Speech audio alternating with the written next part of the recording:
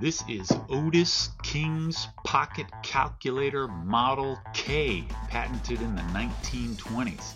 Mine is serial number Y4479, which was made in 1968. It has one scale on the bottom, which goes from 1 around and all the way up to 1.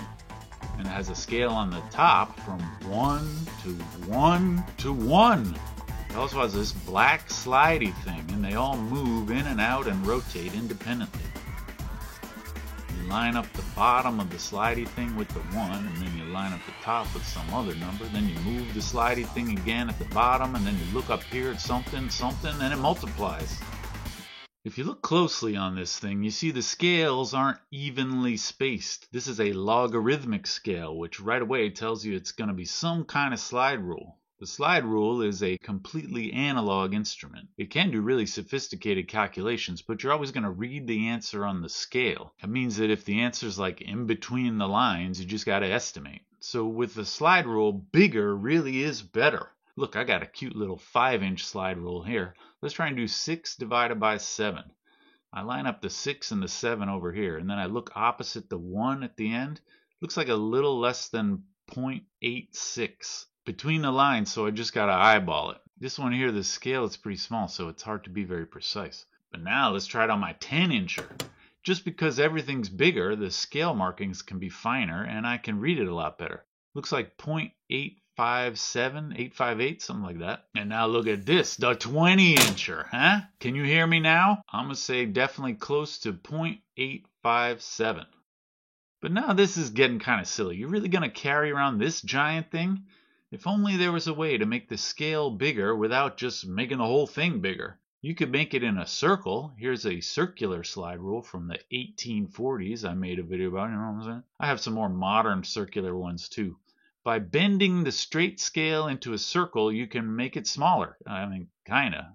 At least it's not really long, but now it's a circle. It's still big, I guess. Not exactly better, but it's just different. But now here's an idea. You wrap the long scale around a cylinder in a spiral. Now this thing is way more compact. I mean, this little scale I made was about a foot long, but now it hardly takes up any space. The scale on the Otis King wraps around 20 times, which means it's equivalent to a straight scale that's about 30 inches long.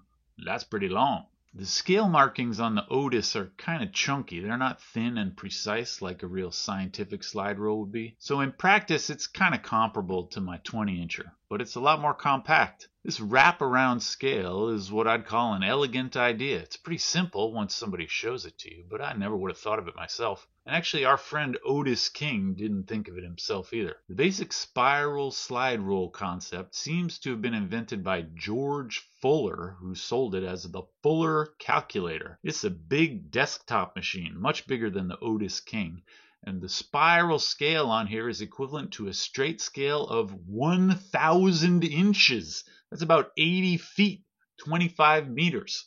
I don't have a Fuller calculator because, you know, Fuller's calculator is probably the most precise slide rule type instrument ever created. But to be honest, most people don't really need an 80-foot slide rule.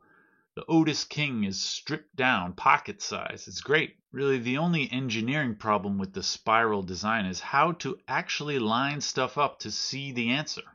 On a standard slide rule, the two scales slide right alongside next to each other.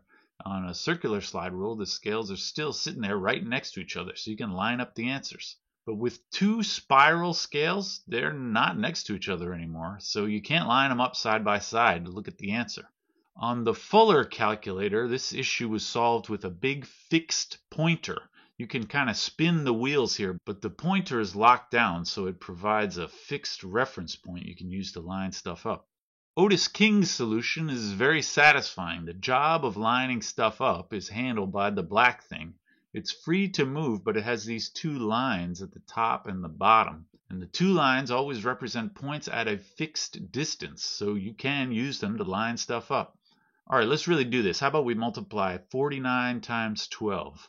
To set in the first number, 49, you put the lower marking at 1, and then you move the top scale until it lines up with 49. And now, moving only the black part, I line up the second number on the bottom, that's the 12, and I read the answer at the top, 588, right on. Somehow, the Otis King Pocket Calculator has a pretty big fan base online. Dick Lyon, the inventor of the optical computer mouse, has an old web page about it that's been around since at least 2002, and I can see the appeal of this thing as a collectible. It's small and lightweight, so it's pretty easy to buy and sell online. There's no little parts in there, so it's pretty indestructible. And there's a decent amount of variants that can be fun for collectors. As far as the variants, mine is pretty boring. I have the Model K, which was the standard model. There were other ones with different scales on them to do different types of calculations, but I've only ever seen the Model K. Oh, did you see that? I have the original box with original 8-page instruction booklet.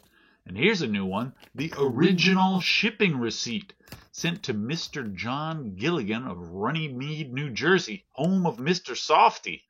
Mine is serial number Y4479, which is stamped on the bottom and also handwritten on the box. Make sure you don't mix them up. Anyway, these guys have been cataloging these things for decades, so I can't contribute any new knowledge. But hey, look at this. I made a 3D printable version. Click the links down there to make your own. Print out the scales and tape them on. The trickiest part is getting the friction just right. Any designers out there who can make it better? I'm interested. Here, let's try 867 times 309. I line up the 1 with the 867, and then I line up the 309 on the bottom and read it on the top.